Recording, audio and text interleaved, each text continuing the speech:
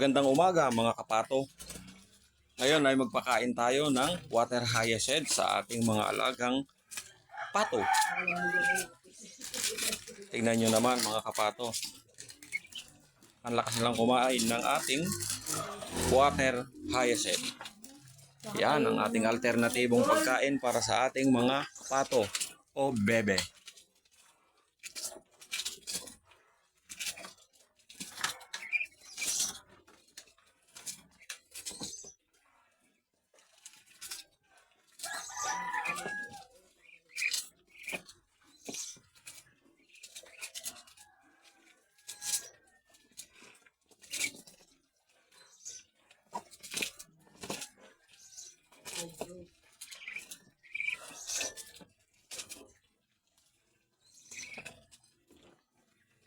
Yan ang alternatibong pinapakain natin sa ating mga.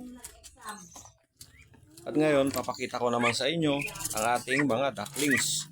Ito ang ating mga ducklings. Ito mga kapato ay 21 pieces na ducklings. Yan, titignan natin. Ito mga pala ay hindi magkakasabay o magkakaibang kanilang magulang. Yan.